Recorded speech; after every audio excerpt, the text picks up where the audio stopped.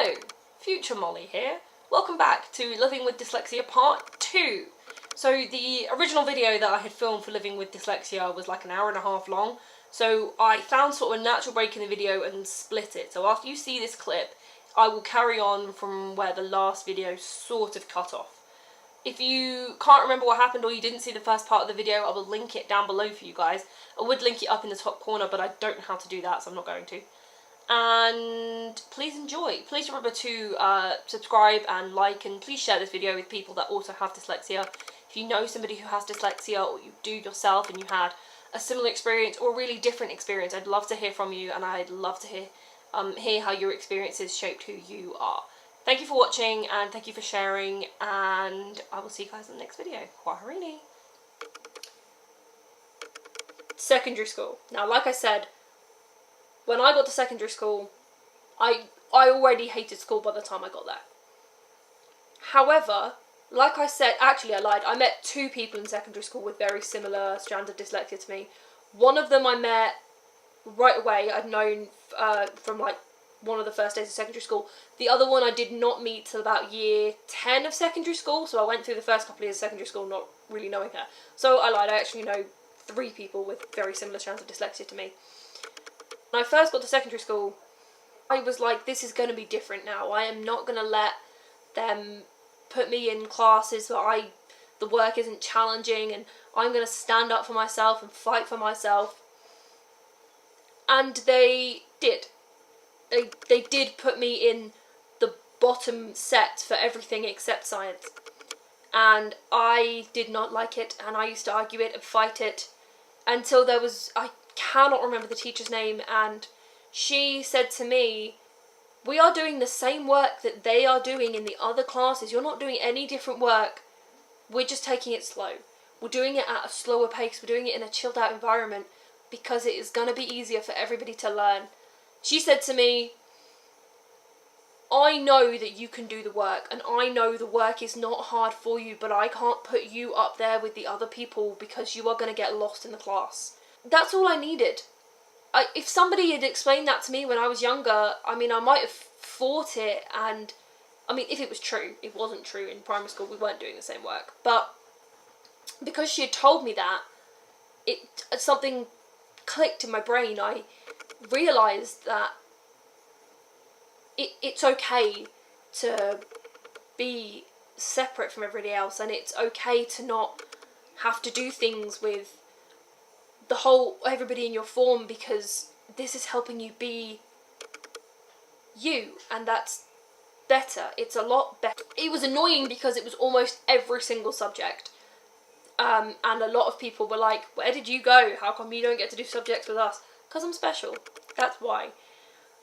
But in year 7 I didn't like it. And the other thing they made me do in primary school, in secondary school, they made me do the whole way through secondary school, was go to spelling. And I hated going to spelling. Okay? Now, I understand why they wanted me to go and do spellings in the morning during registration. However, it used to be words like love and dove and where do you put a full stop.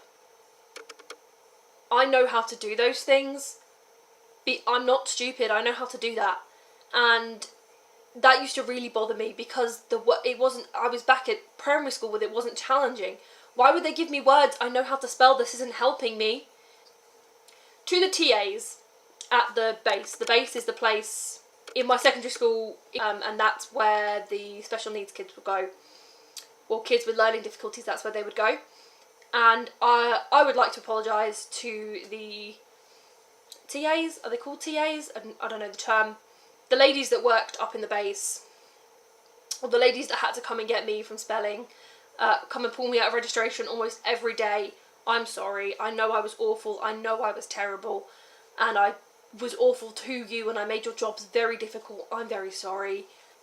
I said we were going to come back to scribing, here we go. First of all, what is a scribe? A scribe, for me, was somebody that I tell the answers to, and she wrote it down. My scribe was lovely, and I cannot remember her name.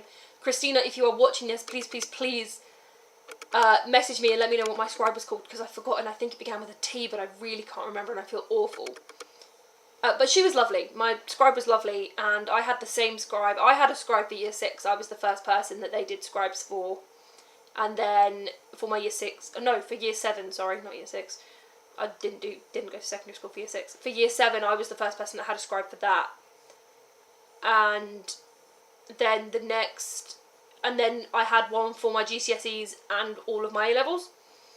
And she was lovely, she really was.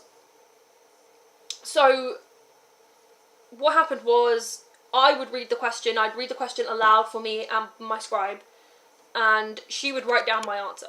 Which for my scribe, bless her, must have been very difficult, because you guys know from watching these videos I very rarely stay on topic. And so the way it was set up, it was me, Christina, and this guy called Darren.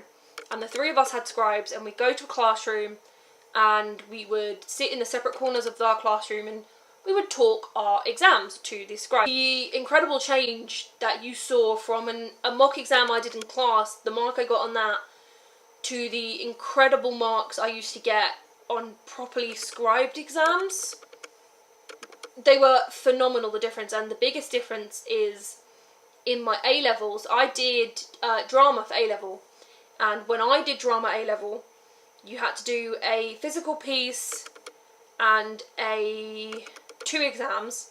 You did an exam on a play, and you did a Shakespeare exam. Now, when we were doing mock Shakespeare exams, I used to get crazy low levels. They were concerning, and I remember having a conversation with Miss O'Sullivan, my drama teacher, and she said to me, Molly, you either need to take one of these practice papers home and get somebody to scribe it for you, or you need to see if your scribe is free at lunchtime to do this, because we are concerned. Rightly, and rightly she should be, and I kept trying to reassure this teacher, no, it's fine, when I do it with the scribe, it's going to be fine, you're going to see. And she's like, all I have to go on is your word, and I'm concerned. And I completely understand that. I understand why she was concerned. But I then got the top Shakespeare grade for my class that year because I was scribed. The tremendous difference. If your child is dyslexic and you are trying to figure out how to help them, look into them having a scribe. Please look into it. I don't know how it works in schools now. I don't really know how that worked. I had a very wonderful teacher called Mrs. Parkins in secondary school who got that figured out for me, because she was my English teacher. She was my year 8 English teacher, and she could see the potential in me. That's when I discovered my love of writing and my love of writing stories, and she really fought that for me and really tried, and that's how I got that. So yeah, if your kids are dyslexic and they are trying and they have got terrible grades, try and do the scribe. Try and see if you can help them out that way, because believe me, it will make a tremendous difference. You don't understand the difference it made for me. So I got tremendously good grades. I wouldn't say I got tremendously good grades, but I got decent grades. I got decent A-levels and I got decent GCSEs. And had I applied to go to university, I'm sure I would have done that too. But I didn't, because I was not interested in going to university. So I went and worked full-time. Now, a lot of you guys know this, I'm a barista, which is great for me because my job basically consists of a lot of remembering, and I have a good memory. I've always had a good memory. I don't think that's anything to do with my dyslexia, because I know very forgetful dyslexic people. I just have a good memory. And it's a lot of memory and pressing buttons. That is basically what I do. And it's a lot of physical learning, and I was always very good at physically doing things to learn things. So it doesn't always come into play for me, but on the till, for instance, obviously our till is a touchscreen till, and so you have to click the word. So if somebody orders caramel latte, then you have to find latte, you have to find caramel, and you have to read the words. However, our till is colour-coded, and so I learned very quickly, I picked it up very quickly by learning the colours of things, and then I wouldn't have to read as many words. The only time that doesn't work is when they move stuff on the till, which is very often, and when we have new products coming, because then I have to read the product, then I have to find the product on the till. Which is okay, because I'm quite good at the till, I'm quite quick at the till anyway, and because I'm good at my job, I can I get away with it, but there's not like a panic that sets in, but there is part of me that's like, nah, now I've got to look for this and find this, and I've got to queue out the door. The only other time it really affects me in my job, in what I do as an adult, is when somebody says to me, or I say to somebody, we need to order this, and they're like, oh, go and write that on the board, and I'm like, I don't know how to spell that. Or it happened, our card machine broke, and so we had to be cash only, and somebody says to me, Molly, you have good handwriting, write this. Now, clearly this person doesn't know or see my handwriting especially often, because I don't have nice handwriting. I do not have neat handwriting. No, I mean, I'm okay with that. I don't have neat handwriting, and she was like, you have nice handwriting, you write it, and I was like, nah, no. So I typed up on the computer and printed it out. So yeah, so when somebody says that to me, or when somebody says you need to write that on the board, now when I need to write stuff on the board, there is a panic that sets in, because if I write this wrong, everybody's going to come and say, that's wrong, you spelt that wrong, that's not how you spell that. And so this is how I get around it.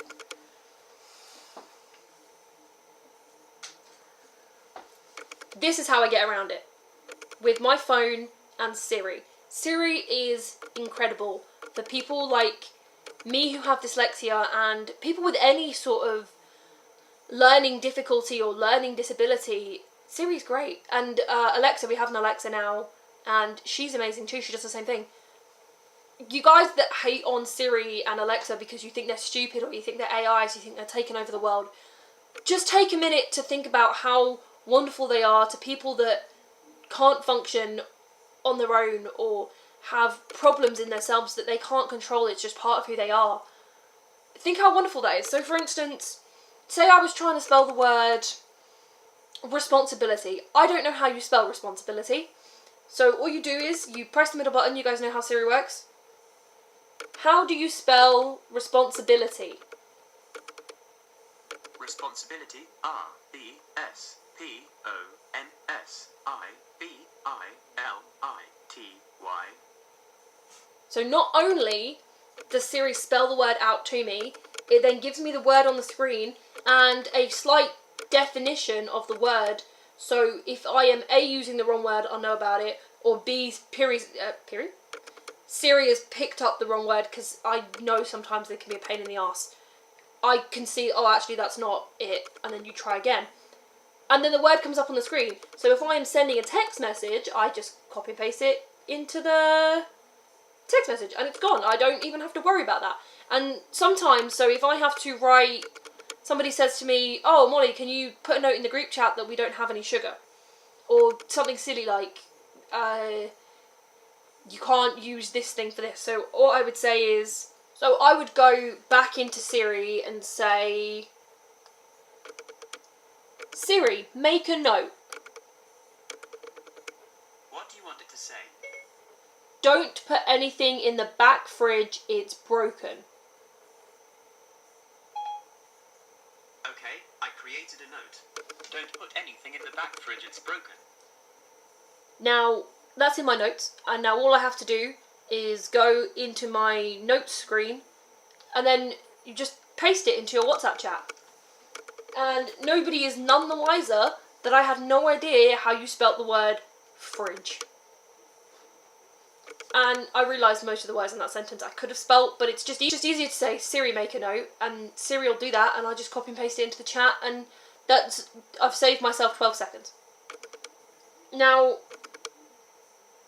I understand that that a lot of people don't like Siri and they have their Siri switched off, but just think about how wonderful Siri makes my life and how much easier Siri makes my life. Now, and so they are the only real times that they really affect my work. Do you know something else that I think is really funny actually? Is when somebody asks you to spell something. So it happens to me all the time. People say to me, how do you spell this? And I'm like, I don't know how you spell that. I don't know. And then the original person's response is, how do you not know? Sorry, you didn't know first. You originally said to me, you asked me how to spell the word. It's not my fault I don't know how to spell it. Why would you say to me, I don't know how to why would you ask me and then get mad that I didn't know? That happens to me all the time. And something else that happens to me as well usually by one of my siblings when we were a lot younger, was I would ask somebody how you spell a word, and that person would spell the wrong word back to me, and I had absolutely no idea that it was the wrong word because I didn't know how you spelled the word to begin with. That's like leading a child into traffic. They have no idea. They don't know any better. Don't do that. That is not okay. That is not funny. It's not nothing. It's just wrong. It's a bad thing to do. It's not okay. You make me look like an idiot. You make yourself look like a terrible individual. Just don't do it. I can't fathom that you would do that to somebody who doesn't know any better, that can't... I can't fathom it. I don't understand. I cannot fathom it. So don't do that. It's not cool. And I think that's it, really, to do with my job. The other thing I wrote down here is adulting.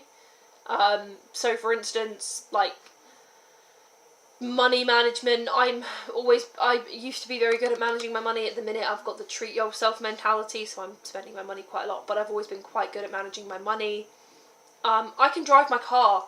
Something else, my best friend, her cousin is struggling at the minute because she is dyslexic, and it's hard, it is hard, but it is doable. I drive my car, I own my car, I go everywhere in my car. I passed my theory test, I passed my practical test. It can be done. You just have to believe in yourself. I can read street lines. I read street signs perfectly fine. I read road markings fine. I know what all of the street signs mean. It just takes practice. And my advice to anybody who is dyslexic, who is struggling with learning to drive, or is struggling with their theory test especially, I took 4 theory tests. I passed it on my 4th go, and I struggled with it loads. And what I did was I stopped doing anything to do with theory tests for sort of 3 or 4 weeks. I did not look at anything to do with a theory test. I did not open a revision book. I did not do any practice tests. I didn't even book a test for weeks. I just left it. Then I booked a test, the quickest test I could get. Then I went back to learning it after 4 weeks of nothing, and I passed it. So I don't know if that's going to work with everybody. It might just have been me. It worked for me. Take a break. Let your mind rest, because you are getting frustrated that you can't do it, and because you are frustrated, you aren't going to be able to do it. Let it rest, then do it. I promise you, if you don't pass it, it will improve. I promise it's going to help. And that's it, really. The other thing I wrote down here is, you are more than your dyslexia. And it is so true.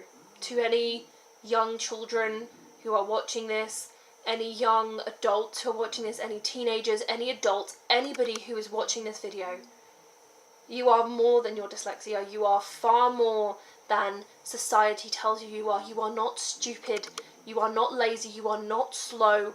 You're just different, and that is wonderful. You are you, and you are who you are, and don't let anybody tell you that you can't do something because you are dyslexic. I hate the term. I used to use it so much. I can't do it because I'm dyslexic. I can't do it because I'm dyslexic. I can't...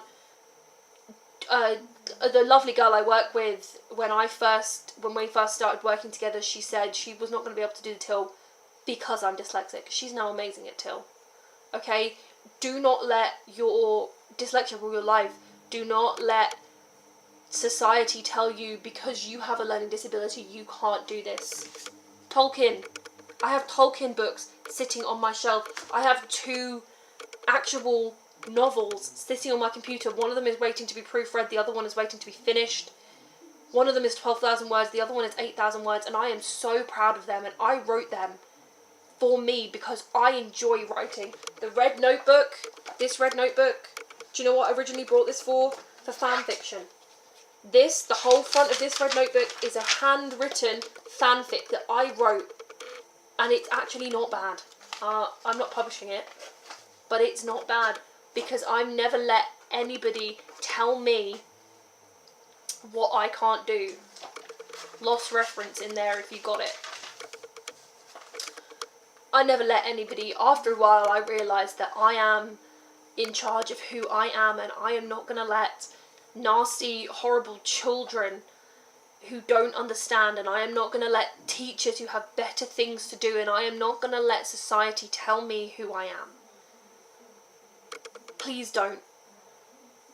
Please don't give up because you are dyslexic. Adults, don't give up on kids because they are dyslexic. Teachers, don't give up on your kids because they're dyslexic. Just believe in them, challenge them, really make them realise that they have so much potential. There are so many dyslexic people out there that did incredible things. Walt Disney, off the top of my head, he was dyslexic. And, I mean, you guys know I'm a massive Disney fan, so please, please, please do not let anybody tell you that you are not worth it or you are lazy because of your dyslexia. You are wonderful because of your dyslexia. Okay? Okay. So the other thing, the last thing, I know this video is a really long one and thank you for sticking with me. The last couple of things, I promise these are the last things, is there is a Dyslexia Awareness Week. If you guys are interested, it is the Monday the 1st of October to Sunday the 7th of October, and Dyslexia Awareness Day is Thursday the 4th of October of this year. So if you guys are really interested in, if you know somebody who is dyslexic, or you're interested, you just want to know more about it. All this information I got off the Dyslexia Association website and the British Dyslexia Association website. I will link both of those down below for you. I will also link the Scan ePen's website down below for you if you guys are interested in that. Also, if anybody has a Scan ePen or you've tried a Scan ePen, please get in touch with me, let me know what they're like, because I would really like one, and I'm really interested and intrigued in how these work. And I think that is it. Is there anything else I needed to link down below for you guys to see? I don't think so. So yes, thank you guys very much for watching this and for keeping with me. I realise that this is a very long video and it's kind of a lot of me telling you stories and just throwing information at you. But it's a video that I felt needed to be made. I've been thinking about this video we're almost at our 1 year anniversary, and I feel like this is a video that I've wanted to make right from the start, but I wasn't sure how to do it, and I have sort of tried to sit down and film this video a couple of times, but I always feel like it wasn't enough. I can't get my message across well enough for people to understand. So thank you guys very much for watching and taking the time out of your day to watch this. Please like and subscribe and tell all your friends. If everybody tells one friend, somebody has to subscribe to our channel. And something else that I would like you guys to do that I don't say very often is share this video. If you know somebody who is dyslexic, share this video. If you know somebody who if you are somebody who went to school with me, share this video with other people you went to school with and realise that I wasn't stupid, I just had problems. Or you know a parent who you think their child might be dyslexic, share this video. If you are a teacher, share this video with other teachers. Let's just try and get the word out. Even if you don't share this video, go and tell somebody, start up a conversation with somebody about this video. Say to them, hey, do you know what dyslexia is? Hey, do you struggle with dyslexia? Because I saw this thing on the internet. That really entices people into conversation. Tell them that. Let's just be better people. Let's try and broaden our understanding of things that scare us, like learning difficulties or like living with dyslexia, because it is sometimes very difficult and other times incredibly rewarding when somebody reads something I've written and says, actually, this is really good. Believe in yourselves. Okay? Okay. Thank you for watching, guys. Next week I will be back with a less heavy video. I promise. Kwaherini.